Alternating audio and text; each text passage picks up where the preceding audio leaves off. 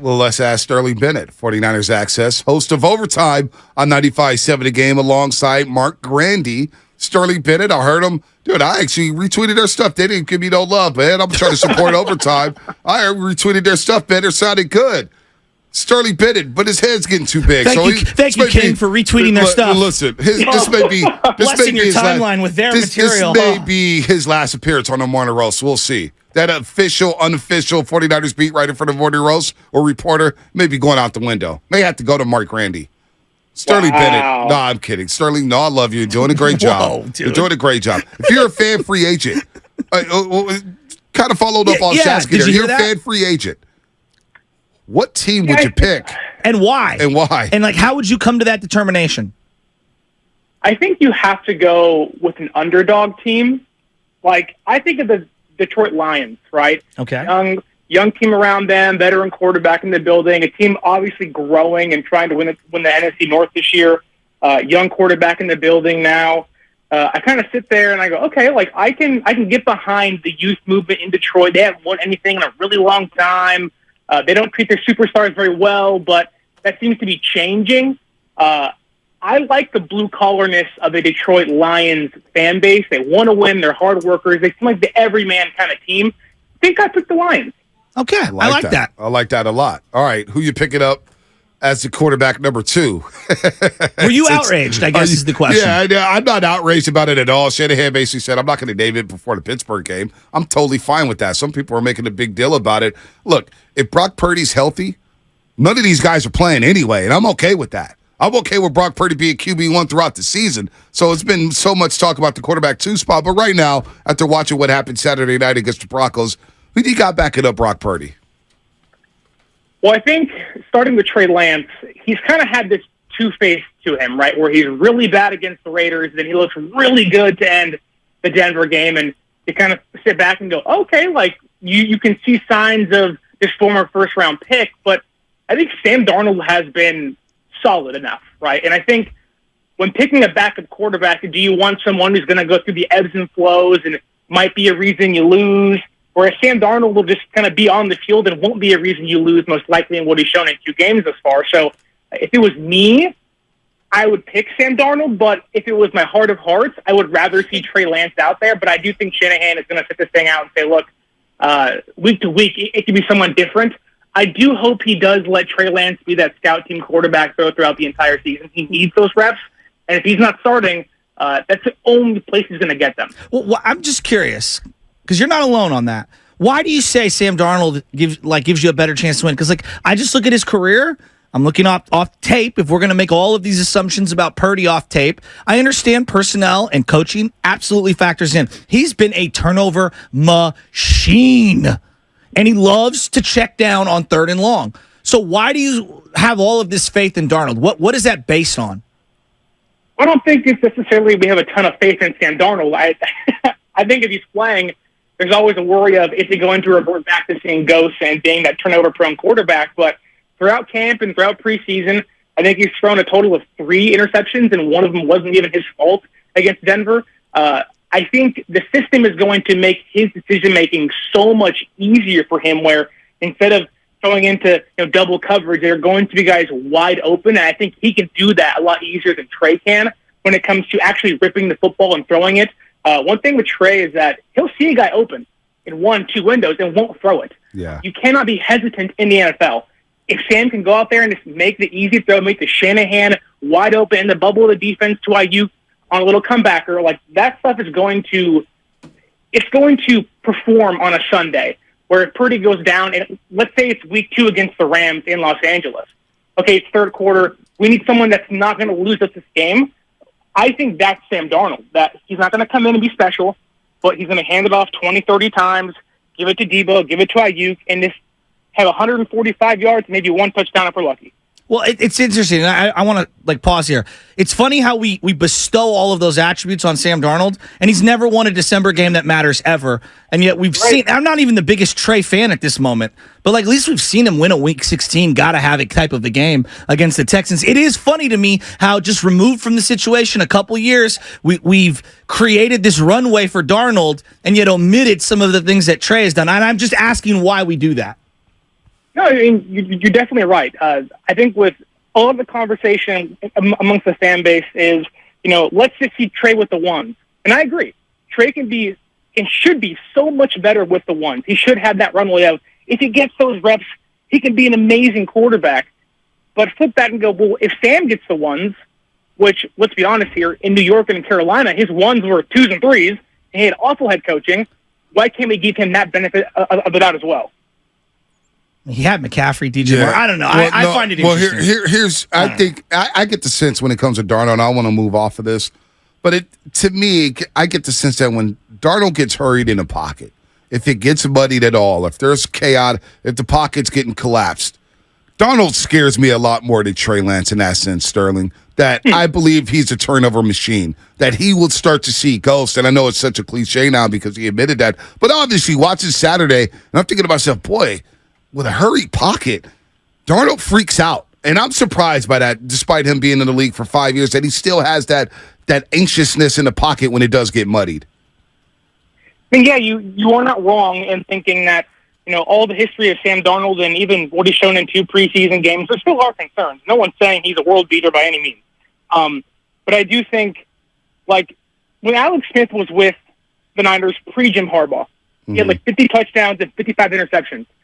Sam Darnold, with Adam Gase in that rule, 55 touchdowns, 55 interceptions. He now has consistency and offensive-minded head coach. And again, if Sam Darnold's starting games for us this year, you should be worried because that shouldn't happen. We don't want that to happen, but I do think we have to give him a little bit of leeway when it comes to maybe he can change that. There's a reason Kyle Shanahan is saying his name next to Steve Young's name. Well, that's absurd.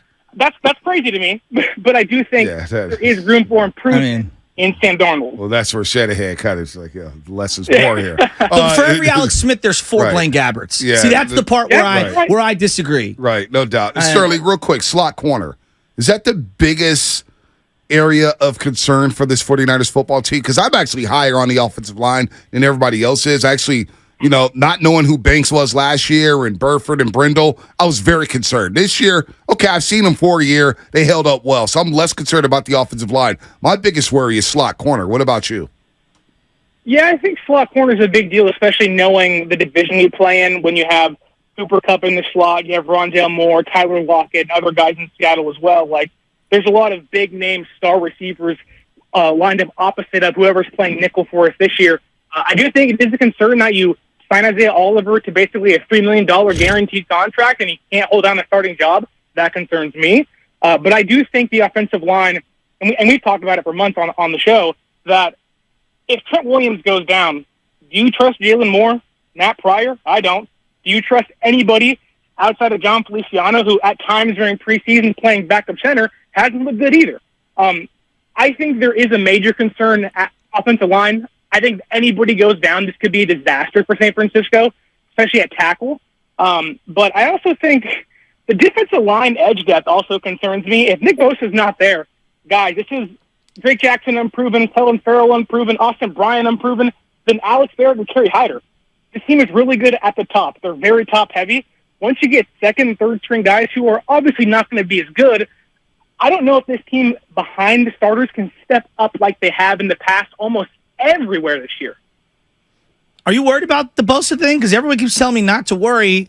We're only a couple weeks away here. I don't know. I'm starting to get really worried. I think I said a Thursday deadline. So what is that, tomorrow deadline on overtime with Grandy on Saturday? Yeah, I'm worried. We did see, apparently, to his IG story, he was in New York, which is where his agent apparently is. So that's maybe a positive note. But unless he's in Santa Clara signing a contract and in red and gold uniform, I'm worried. Because week 2 is 16 days away, 19 days away. It's not getting further away, it's getting closer. And the longer this thing takes, the longer it's going to take him to get ready. Now, he'll be ready before Deebo Samuel was and not be out of shape, but yes, I definitely am worried about where Nick Bosa is right now because it's not in Santa Clara. If you had to speculate, because we really don't know, and I think that's a good thing that we don't know what's going on with the negotiations, what do you think the holdup is? What could possibly be the holdup with Nick Bosa signing a long-term deal with the 49ers? Could be the Chris Jones situation in Kansas City. Maybe he wants to see what Chris Jones gets paid and say, I want more than that. I know Chris Jones thinks he's the second highest paid defensive tackle, or he should be in the NFL, and Nick Bosa's like, well, if he's the second highest paid defensive tackle, then I should be the second highest paid defensive player. So that could be something there. I also think it comes down to, guaranteed money. I'm sure San Francisco wants to add some void years in there to free up some space to go re-sign Ayuk and re-sign other players when they get up on their contracts. So I think it really just comes down to the nitty-gritty stuff. I don't think it's the total number. I don't think it's the, $33.5 million. I do not think it's that. I think it comes down to San Francisco trying to do what San Francisco does and find some room to wiggle as the contract goes into next year and it's 2025 and 2026.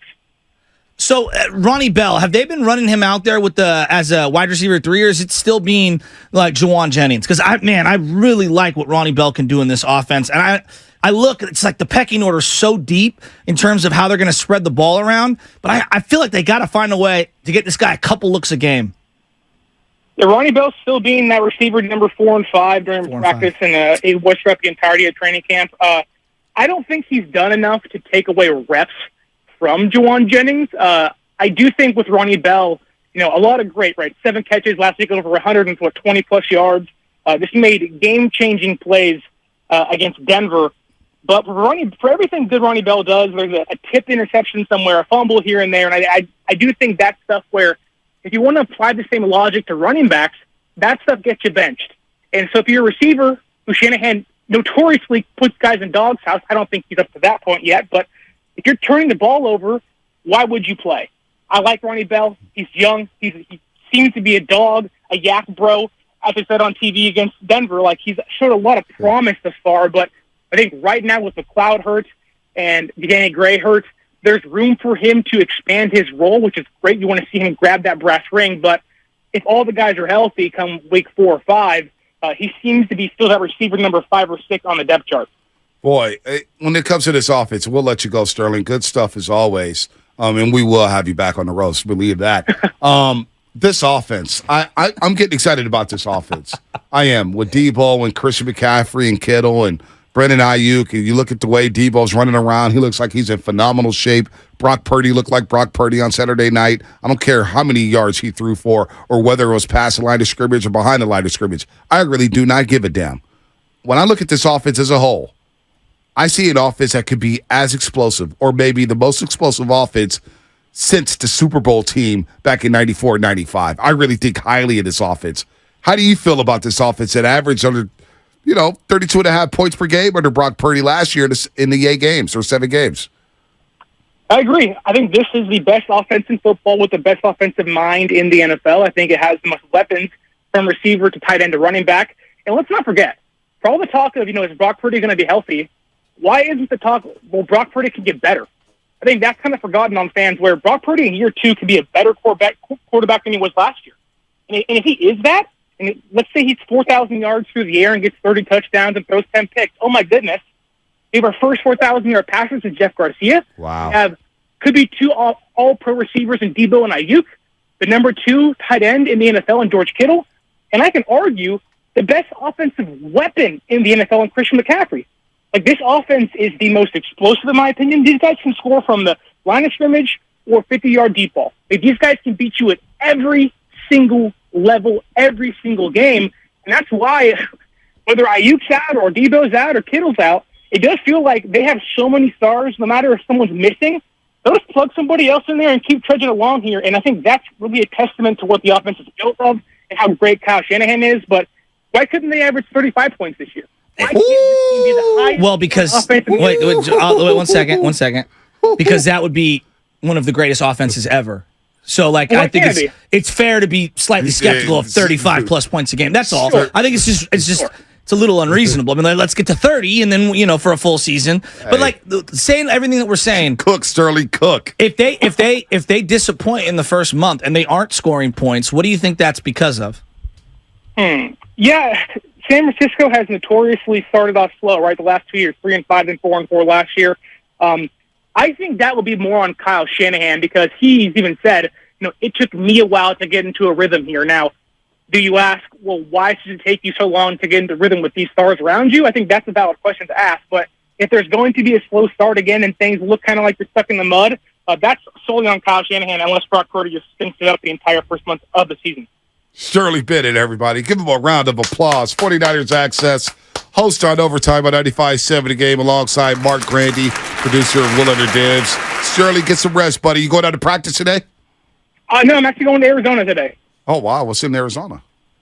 My best friend's baby girl's first birthday. We're driving down there today, picking up my fiance in Southern California, and we're heading out. Nice. Damn. Look at you, Sterling. Drive safely. Yeah. We'll talk to you soon. Thank you, guys.